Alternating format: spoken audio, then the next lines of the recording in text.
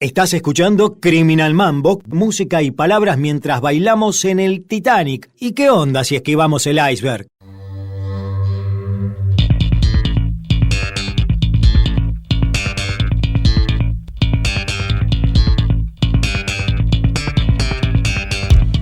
Señoras, señores, nuevo bloque aquí en esta noche de Criminal Mambo y tenemos la suerte de charlar con un escritor que hemos conocido hace poco de la mano de otro amigo. En este caso se trata de Alejandro Josne y él está aquí en Buenos Aires en este momento porque tiene una doble radicación, Buenos Aires y México. Ale, ¿qué tal? Bienvenido a Criminal Mambo, ¿cómo te va? Hola, ¿qué tal, Marcelo? Muchas gracias por haberme invitado al programa de ustedes, lo valoro mucho. No, por favor, nos encantó, estamos en lectura todavía de Ningún Infierno, esta novela que es tremendamente potente. Nos queremos detener un poquito en esto, con un personaje salvaje como pocas veces se ve en la literatura y casi una clase maestra de cómo delinear ese personaje. Contanos un poquito de la novela sin darnos demasiados datos que anticipen el final, ¿no? Bueno, está difícil, siempre me preguntan eso, sobre todo porque la empecé a escribir de jovencito, en los 90, digamos. Ya. El contexto, digamos, de la novela es el contexto que yo estaba viviendo. Y yo creo que, digamos, lo que fue esa época de tanto cinismo, tanta burla, tanta desidia, ¿no? Esto de cagarse en todo, de derechos humanos, la gente. Entonces, yo creo que ese contexto me alimentó. Y un poco también la juventud, ¿no? De ganas de hacer algo explosivo, de poder devolver el golpe. Yo Sí, creo que... justamente ahí lo que se ve en la novela es el sálvese quien pueda, ¿no? O sea, la idea de los 90, o sea, salvarse uno por uno y no salvarse en sociedad ni en conjunto. Y creo que eso está expuesto en la novela todo el tiempo. Sí, por desgracia creo que no ha envejecido en el sentido de que, bueno, el capitalismo progresó en nuestro país, siempre separamos el menemismo, pero después vimos que es algo que va más allá de tal o cual presidente, una política económica local, sino que es algo mundial. Pero digamos, después lo que fue la semilla de ese personaje fue una mezcla de un montón de cosas. Y te digo, a la distancia es un poco difícil de verlos, más allá que yo creo que cuando los escritores empiezan a decir los orígenes de sus personajes se empiezan a mandar un poco de fruta, porque no creo que nadie lo pueda decir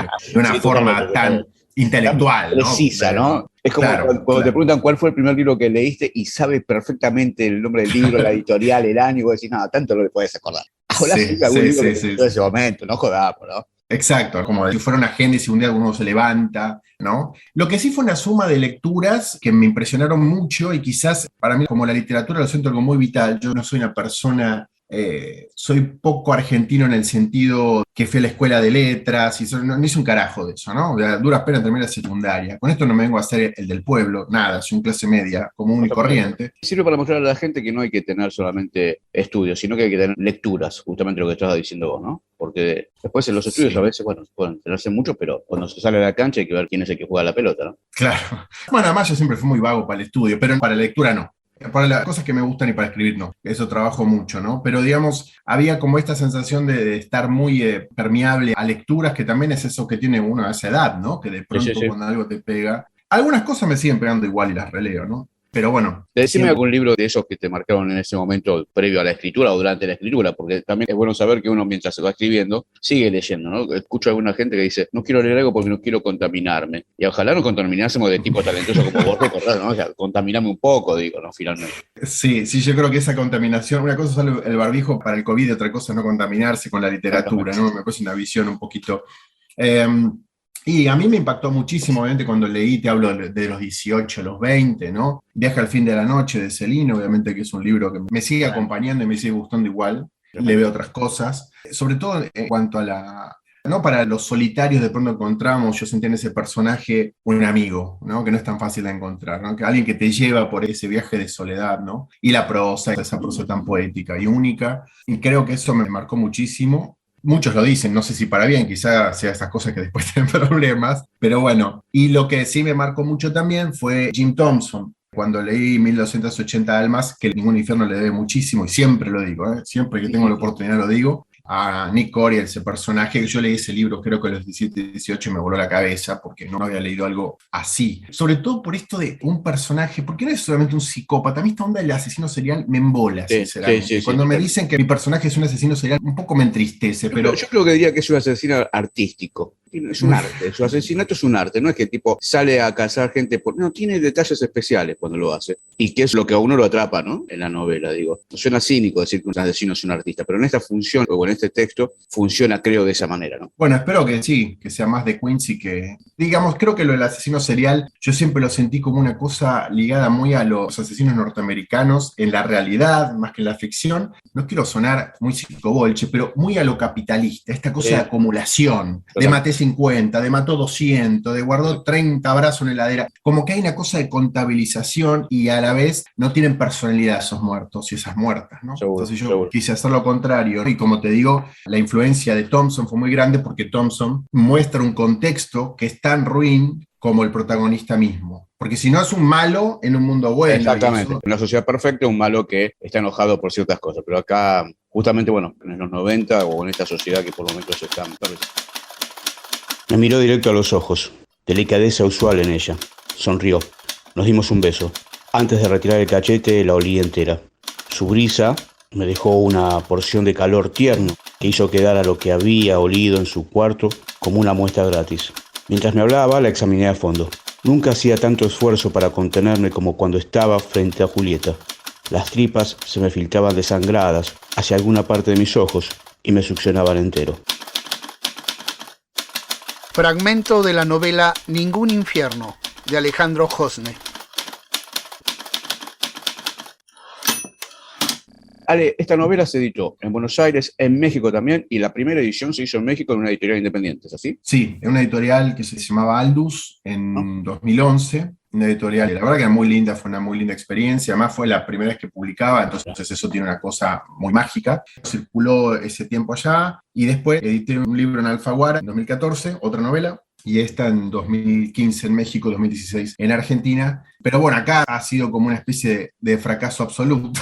Puede tener que ver en el sentido de que yo creo que el lanzamiento, la forma de llevarla, porque no es llevarla solo a la librería, ¿no? Sí, de difundirse realmente, de difundir realmente. Este sistema de editoriales grandes que consiste en publicar y tirarlo al campo de juego sin ningún tipo de trabajo previo y posterior, ¿no? O sea, cuando uno enfrenta determinadas situaciones, analiza cuál es el campo en el que va a trabajar y después sobre eso trabaja y sigue trabajando. Acá es como que se lanza y que el autor se haga cargo de todo. Sí. Para eso es preferible la editorial independiente, que por lo menos sabes que te va a respaldar por una cuestión ya de interés de decir sí o sí tengo que recuperar el dinero, ¿no? Sí, además creo que hay un tema de que lo que tiene que ver es que hoy el libro se volvió un objeto en el sentido más hueco, ¿no? Es decir, son como cosas que salen y de pronto las librerías reciben y pueden tener pilas de libros, pero la gente, digamos, hace muchos años ya, ¿no? Que estos lectores de que iban y elegían qué leer, eso ya no existe más. Entonces Sí, hay una especie de sí, bombardeo, ¿no? Creo yo que hay un público lector que va a la librería del barrio, digamos, ¿no? Y que es el que busca algo puntual. Después el que va a la cadena busca simplemente para regalar y que el otro cambie. Digo, compre esto, después cambiarlo si querés. Y es el público que no tiene tanto conocimiento de escritura y que se deja llevar por los cartelitos famosos de los libros, ¿no? Libro que vendió 100.000 ejemplares, premio de tal lado, premio de tal otro, y que es ni más ni menos que darle un empujón a cosas que a veces realmente están lejos de ser buenas. A veces, no digo siempre, ¿no? Bueno, esto que deciste, hay mucho de eso, además en el momento en el que uno supuestamente pasa a la segunda etapa después de editar, es ese momento feo en el que ves que o ganaste muchos premios o vendés mucho y si no, no existís, porque de pronto las editoriales necesitan eso para empujarlo, pero no el libro en sí, ¿no? Es decir, no es tanto el contenido, sino que está en lo otro, ¿no? Entonces, sí. estás ahí medio como un boludo en el medio viendo qué hacer. Digo, yo sigo escribiendo porque para mí es algo importante, algo que a mí me gusta y le doy siempre mi espacio, pero con ese sentido estoy un poco más escéptico y las independientes también son muy difíciles por varios motivos. Acá en Argentina tuve la suerte de contactarme desde México con Evaristo, de nuestro querido Damián Vives, que falleció hace unos días, y Damián tenía eso que pocos editores tienen de pronto, y Roxana, su socia, leen algo, les gusta, y dicen, va. Sí, o sea, no me preguntaron si yo había ganado no sé qué cosa y estaba con una beca en Berlín. Sí, ¿no? o si tenés tantos seguidores en Instagram o te sigue tanta gente en Facebook y tenés tantos comentarios, parece como si eso fuese la seguridad de un éxito, ¿no? Sí, sabemos que no, además, ¿no? No, sabemos que no, pero se manejan de esa manera, ¿no? 2 más 2 es 4, entonces automáticamente ellos quieren que sea después 6. Y no funcionan así las cosas en la cultura ni en la literatura. No está bien ese tema a nivel como mercado, ¿no? Abierto a llevar conocimiento del placer y belleza al lector. Me decías que seguías escribiendo, ¿tenés material para publicar? ¿Tenés en vista publicar algo? Bueno, tengo una novela pendiente con Evaristo justamente y otra novela negra que terminé hace un tiempo que no sé si empezar a concursarla, pero bueno, los concursos son como... ¿no? Otro Como agujero negro en el mundo. ¿No? Otro agujero negro. No, en realidad sigo buscando editoriales, pero haber estado mucho tiempo fuera de Argentina tampoco me ayuda, ¿no? Porque de pronto no te conoce nadie.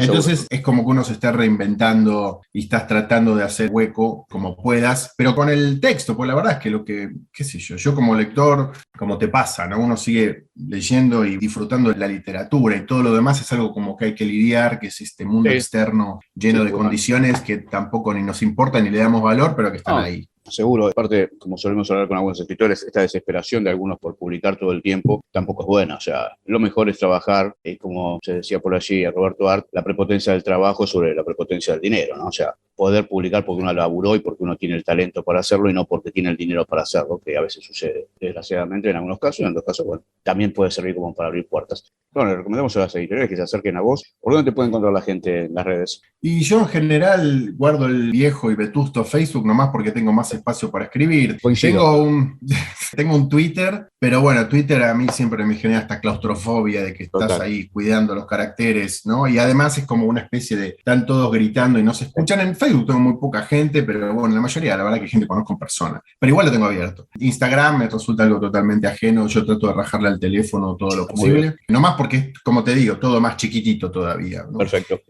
Como Alejandro Hosne con H, ¿no? Hosne sería. Sí. Para la gente que se quiera comunicar, o te googlean y van a encontrar tus libros publicados, en algún caso si los pueden conseguir, y si no, se comunican con Alejandro. Y en lo personal... Bueno, y tengo un blog, ahí tengo un montón de cosas, incluso tengo una novela y tengo cuentos, lo que pasa que el blog, ese sí que ya quedó para el museo, ese no entra nadie en ningún blog, pero bueno, a ver ahí. Decime cómo es el blog para aquellos que quieran disfrutar de... Alejandro Hosne Blogspot. Perfecto, buenísimo. Ahí pueden disfrutar de un gran escritor como es Alejandro, que le agradecemos la charla que estamos teniendo aquí en Criminal Mambo. Lo estamos recomendando fuertemente de Ningún Infierno, que es lo que hemos leído de él. Y si no, acérquense que van a encontrar un gran escritor, sin duda. Ale, nosotros vamos terminando esta charla. Tenemos 2 preguntas que son fundamentales para el universo. La primera de ellas siempre se muestra muy interesada a toda la monarquía europea, de cualquier tipo sea. Por la reina de Inglaterra es una ferviente oyente de este programa, inclusive a uno con los cambios de horario se lo hace grabar ella porque no está muy al tanto con la tecnología. Y le interesa saber a ella siempre cuál es, en este caso, tu puteada favorita. Esa que das cuando te levantás a la mañana medio dormido y te llevas puesto la pata de la mesa con el pie, ¿no?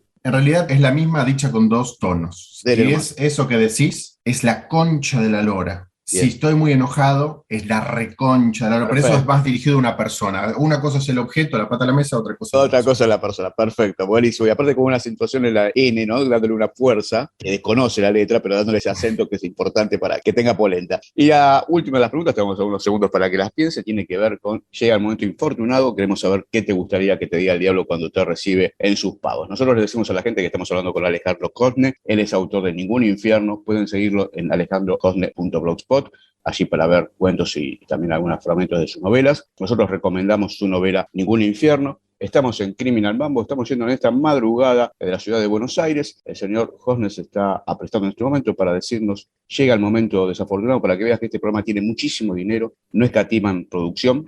Llegás al lugar, golpeas la puerta, se abre muy despacito, se asoma el diablo. ¿Qué te dice en ese momento? Bienvenido, Alejandro, y antes que nada, no creas todo lo que te dijeron de mí. Muy bien, está muy bien. Ale, muchísimas gracias. Esperamos más material tuyo y poder charlar en algún momento un poco más largo aquí en Criminal Mambo. Bueno, muchas gracias, Marcelo, y al resto del equipo. Gracias, de verdad.